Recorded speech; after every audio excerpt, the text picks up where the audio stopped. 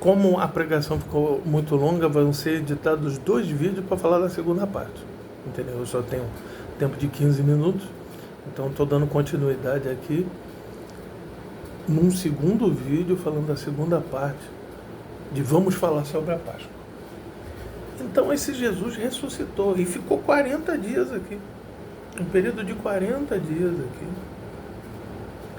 E lá em Atos dos Apóstolos, no capítulo 1, Atos 1, a partir do versículo 8, ele está dizendo assim, verso 7, né? E disse-lhe, não vos pertence saber os tempos e as estações que o Pai estabeleceu para o seu próprio poder. Atos 1, 7, 8. Mas recebereis a virtude do Espírito Santo que há de vir sobre vós, e serão minhas testemunhas tanto em Jerusalém como toda a Judéia, Samaria e os confins da terra. Verso 9. E quando dizia isso, vendo eles, foi elevado às alturas, a uma nuvem recebeu, ocultando-as dos seus olhos. E estando com os olhos fixos no céu, enquanto ele subia, eis que junto deles se puseram 2 varões vestidos de branco, os quais lhe disseram, varões galileus, por que estáis olhando para o céu? Esse Jesus que dentre vós foi recebido em cima do céu, há de vir assim como para o céu o viste ir. Atos dos Apóstolos, capítulo 1, do versículo 7 ao versículo 11. Então aqui nós estamos falando da ascensão do Senhor. E 10 dias depois começa a festa hebraica do Pentecostes. Festa que foram estabelecidas, se vocês lerem lá os primeiros livros da Bíblia, né? Êxodo, Gênesis não, mas a partir de Êxodo, Números, Levítico, Êxodos, Levítico, Números e Deuteronômio, fala disso, das festas dos tabernáculos, o Pentecostes, 50 dias depois daquela Páscoa. Eles fizeram essa mesma... Então, toda vez que eles celebraram a Páscoa, até os dias de hoje, que eles fazem dessa forma, 50 dias depois tem a festa do Pentecostes. Então, Deus, na sua eternidade, ele traça um plano perfeito. Porque no dia de Pentecostes, 10 dias depois que Jesus subiu aos céus, capítulo 2 de Atos dos Apóstolos, diz assim, cumprindo-se o dia de Pentecostes, estavam todos reunidos no mesmo lugar. E de repente vem do céu um som como de um vento veemente, impetuoso, encheu toda a casa e eles estavam.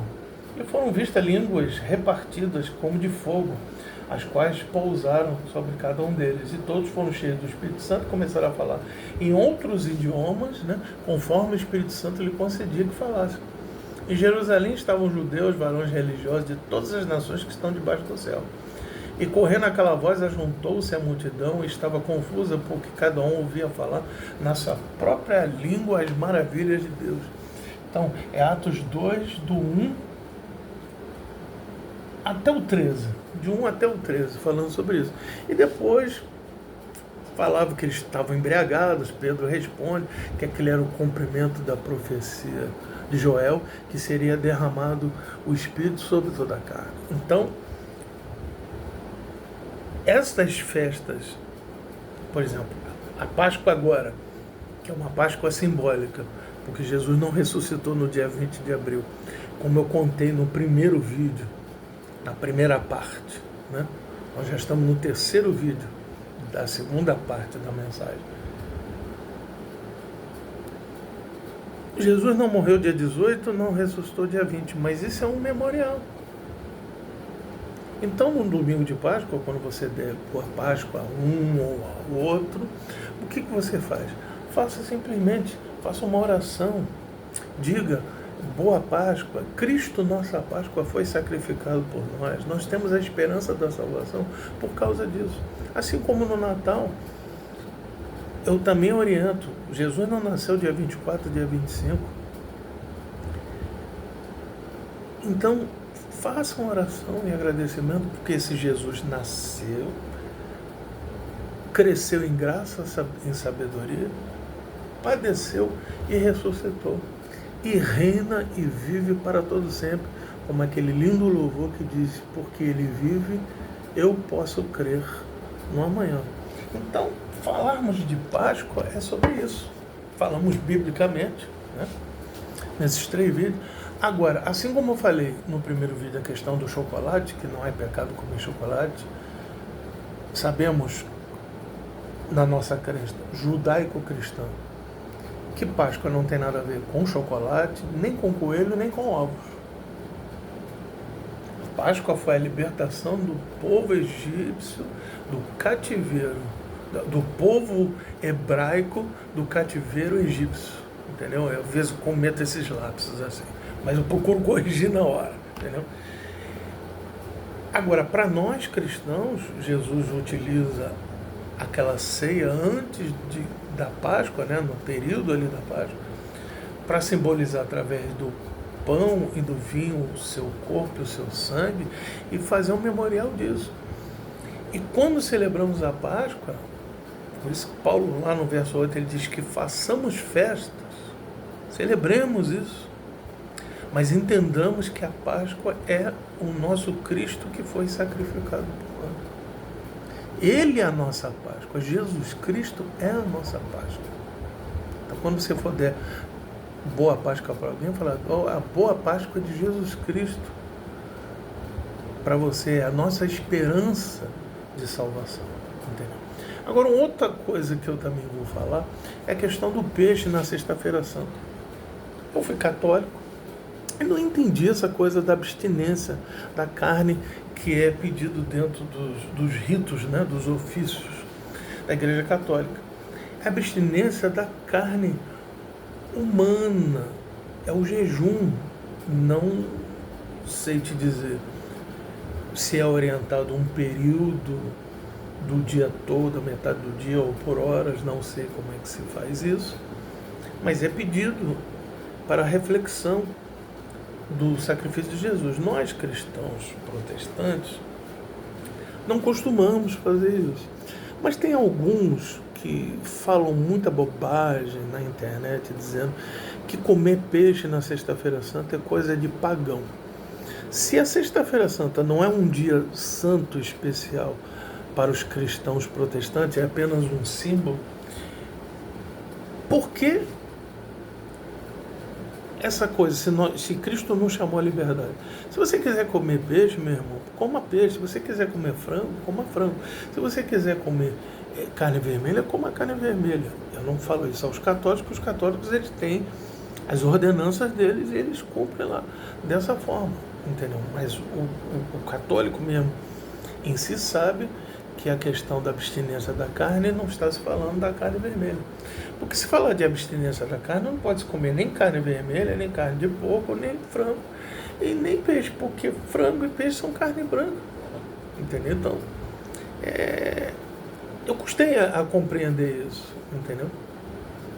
Agora, eu em particular gosto de comer peixe, gosto de comer bacalhau na Sexta-feira Santa, e é o que vai ser feito isso, por uma questão apenas de hábito, como se come bacalhau no Natal, entendeu? É interessante alguns irmãos virem por fanatismo, que eu acho que esse é fanatismo, é interpretação equivocada, dizendo que Deus não vai fazer revelação sobre isso. O próprio Cristo ressuscitado, ele quando viu os pescadores, mandou eles mudarem